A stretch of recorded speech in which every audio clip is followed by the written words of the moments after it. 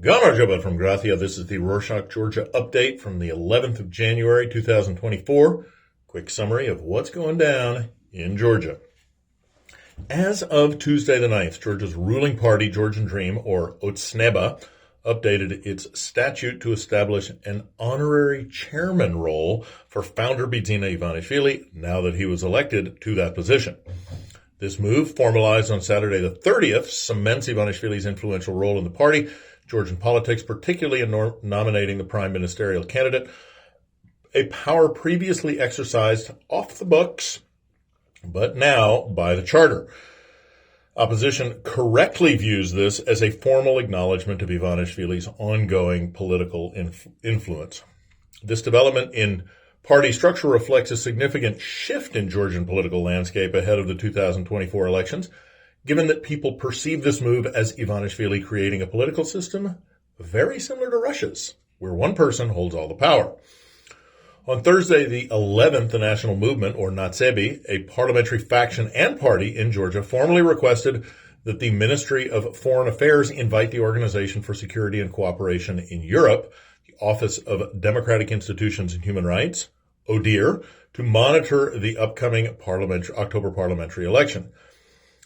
Member of Parliament Tina Bokuchava, during a press conference, stressed the Foreign Ministry's responsibility for inviting ODIHR is crucial for establishing primary election observation mission in Georgia. She pointed out the government's failure to extend this invitation and highlighted the geopolitical significance of the forthcoming October election for Georgia's European aspirations. Georgian Ministry of Foreign Affairs responded to the United National Movement's appeal and clarified that the process for inviting observers is part of a plan approved on the 27th of November by the Government Commission for European Integration, which aims to follow the European Commission's recommendations for fair and competitive elections. Georgian Ministry of Foreign Affairs has expressed concern about the politicization of the issue by some parties and reiterated its commitment to transparency of the election process. Yeah, let's see. On Saturday the 6th, Georgia's Girchi party, the Pinecones, made headlines by urging Bidzina Ivanishvili to allow former President Misha Saakashvili back into politics. By advocating for Saakashvili's return, Girchi might be seen to demonstrate a commitment to democratic principles, such as freedom of political expression and the involvement of all political actors, regardless of their past roles. Or maybe they're just Misha goons. Statement has sparked widespread discussion about political freedoms and the role of former leaders in the national democratic journey. Question is that not that many want him in politics, but should he be forbidden from it? Controversial icon at the Saint Holy Matrona in Tbilisi's Samepa Cathedral was defaced with paint on Wednesday the 10th. You might wonder what is controversial about an icon in a church. Well, the icon not only depicts the Holy Matrona, but also Joseph Stalin. The Patriarchate's response to this incident is currently unknown. This act adds to the growing discussion of Stalin in Georgian history. Was he he was a monster, of course, but because he was our monster, do we cut him some slack? Well, being an icon in the National Cathedral is a little bit more than slack. So what does that mean? And also, let's look at who's part of the Stalin's cheerleading squad. On Thursday, the 11th, the Georgian Orthodox Church, the GOC, issued a statement urging the patrons of the Saint Matrona icon to make necessary alterations due to the controversy involving the depiction of Joseph Stalin.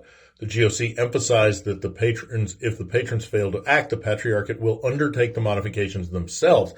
Acknowledging the political tensions and confrontations sparked by the icon, the church clarified that while iconography can depict real-life events associated with saints, this does not equate to glorifying the individuals involved. GOC noted that the portrait of Stalin's meeting with Saint Matrona, not recognized in the canonical text, requires revision to align with traditional iconographic standards.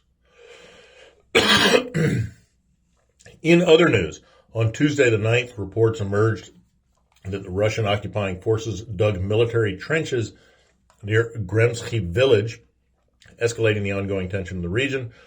Georgian authorities and the international community are monitoring the situation.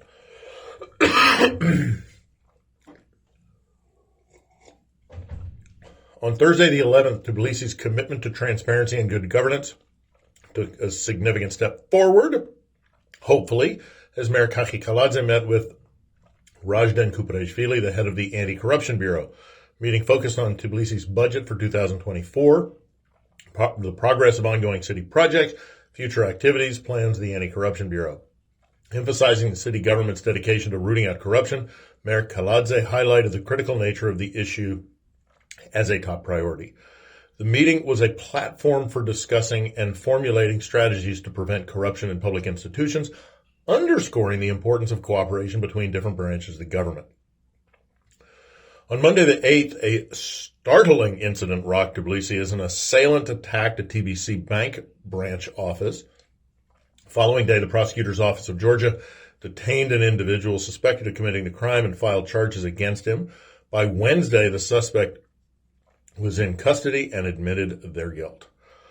On Monday the 8th, the government announced a housing initiative committing to provide dwellings for 1,000 families living in harsh conditions. This move, discussed in a session by Prime Minister Ivanishvili, is part of a broader effort by the ruling party to improve living standards and address housing challenges in the regions before the parliamentary elections. Targeted state program aims to support socially vulnerable homeless families with many children by ensuring decent living conditions for them. To be eligible, families must have 3 or more minor children and be registered in the unified database of socially vulnerable families of the Social Service Agency. Commission will evaluate the criteria for housing these families with a total budget of 50 million lari. The program will continue until the end of 2025, facilitating resettlement in any administrative territorial unit of Georgia. On Tuesday the 9th, 10 Georgian civil society organizations or NGOs expressed concerns about the government's EU action plan, published on Monday the 25th of December.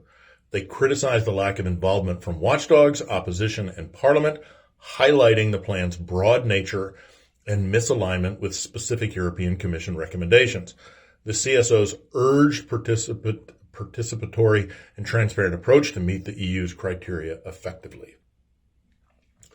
On Thursday the 4th, according to a report by Galton Taggart, Georgia will have a positive economic outlook in 2024 because of its EU candidate status. Its development is expected to catalyze significant foreign investment inflows as well as foster closer economic ties with EU member states. Enhanced trade relations and overall economic growth are anticipated by Galton Taggart. Additionally, Georgia stands to benefit from various EU grants, further bolstering its economic prospects. On Tuesday the 9th, Geostat reported a significant milestone in the country, revealing a 7% growth in the nation's economy in the first 11 months of 2023. Geostat did not indicate which percent of this came from recent Russian immigrants and which part from longer-term residents and citizens of Georgia. On Monday the 8th, with the resumption of schools in Georgia, health authorities issued an alert anticipating a rise in respiratory disease. Medical experts are advocating increased vaccinations. This health alert aims to proactively manage the risk associated with seasonal changes and highlighted social interaction and heightened social interaction in educational settings, by which they mean kids coughing on each other. To end this episode, on Wednesday the 3rd, Tbilisi was in Forbes' top 10 best places in Europe to celebrate New Year's Eve. Tbilisi's inclusion in this list is expected to significantly boost the city's tourism appeal among the enormous New Year's Eve tourist demographic. And that's it for this week. Tell your friends about the show and give us some money on the link in the show notes. Please. Nachmandis.